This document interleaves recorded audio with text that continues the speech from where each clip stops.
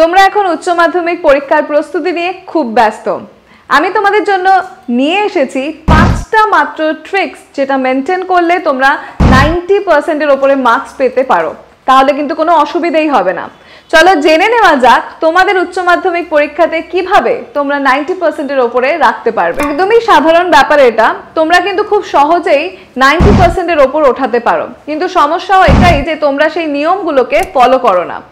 আজ আমি তাই এই ভিডিওতে কয়েকটা নিয়ম বলে দিচ্ছি, যে কয়েকটি নিয়মকে যদি তোমরা মেনে চলো তাহলে কিন্তু তোমরা 90 থেকে 95% মার্কস পেতে পারো। এই ভিডিওটা স্কিপ না করে পুরোটা দেখো এবং সেই নিয়মগুলোকে ফলো করার চেষ্টা করো। প্রথম কথা হলো, তোমাকে কিন্তু রুটিন মেনে পড়াশোনা করতে হবে। আর মাত্র কয়েকটা দিন, এই কটা দিন কিন্তু খুব রুটিন মেনে পড়তে হবে। ধরো তুমি ঠিক করে রেখেছো যে 12 ঘন্টা তুমি দিনে পড়বে, 12 ঘন্টার মধ্যে তুমি 4টে কঠিন সাবজেক্টের জন্য 2.5 ঘন্টা করে 10 ঘন্টা রাখো, এবং যে দুটো সাবজেক্ট তোমার কাছে মোটামুটি সহজ বা বাংলা বা ইংলিশ, এইগুলোর জন্য কিন্তু তুমি 1 ঘন্টা করে প্রতিদিন পড়লেই যথেষ্ট। প্রতিটি জিনিসকে তোমরা যদি প্রত্যেক দিন ঘুরিয়ে ফিরিয়ে পড়ো তাহলে কিন্তু তোমাদের আর একঘেয়ে লাগবে না এবং তোমাদের পড়াটাও তৈরি হয়ে যাবে। দ্বিতীয় কথা বলি, বাইরের কথাতে কান দেওয়া চলবে না। তোমার যেটা মনে হচ্ছে রুটিন মাফিক তুমি সেটাই করো। এই সময় তুমি প্রচুর ভিডিও দেখতে পাবে, আশেপাশে প্রচুর শুভাকাঙ্ক্ষীরা এই সময় তোমাকে অনেক ধরনের পরামর্শ দেবে, কিন্তু সেই সব পরামর্শগুলো অবশ্যই হাসি মুখে শুনবে, কিন্তু করবে সেটাই যেটা তোমার করতে ইচ্ছে করছে এবং এই সময় করা উচিত। যেমন রুটিন মেনে পড়াশোনার সঙ্গে রুটিন মেনে খানিকটা ভালোভাবে কিন্তু ঘুমোতেও হবে, কারণ এখানে শরীরটার দিকেও নজর রাখতে হবে। তৃতীয় কথা হলো এই ঘুম নিয়ে। তোমরা কিন্তু অত্যাধিক বেশি এই সময় ব্রেনকে চাপ দেবে না।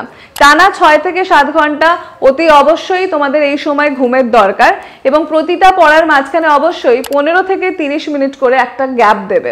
কারণ না হলে তোমরা একটা সাবজেক্ট থেকে অন্য সাবজেক্ট পড়তে যাওয়ার মতো যে মানসিকতা তৈরি করতে চাইছো সেটা তৈরি হবে না।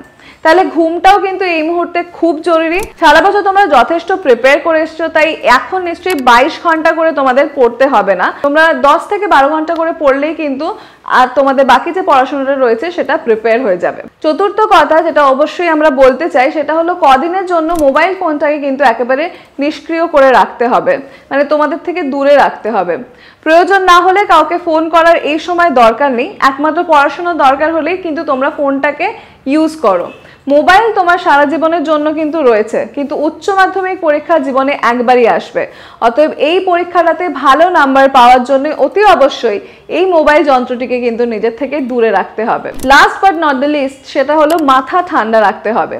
কোনোভাবেই নিজের ব্রেনের ওপর প্রেশার এতটা ক্রিয়েট করে দিও না যাতে তোমরা সারা বছর যেটা পড়েছো সেটা কিন্তু আর মনে থাকছে না। টেস্টের পর থেকে 3 মাস তোমরা যথেষ্ট পড়েছো, এই শেষ মুহূর্তটা গোটা সিলেবাসটাকে রিভিশন করো।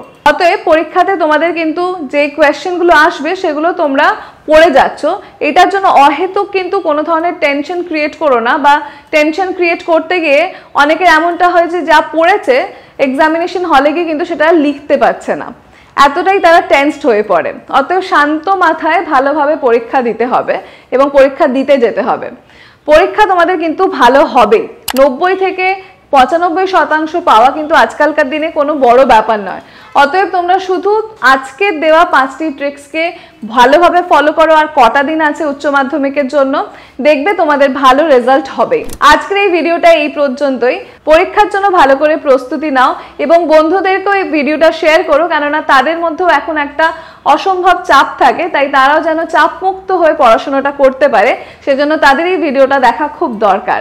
আমাদের চ্যানেলে যদি এখনো অবধি সাবস্ক্রাইব না করে থাকো, চ্যানেলটিকে সাবস্ক্রাইব করে আমাদের সঙ্গে থেকো।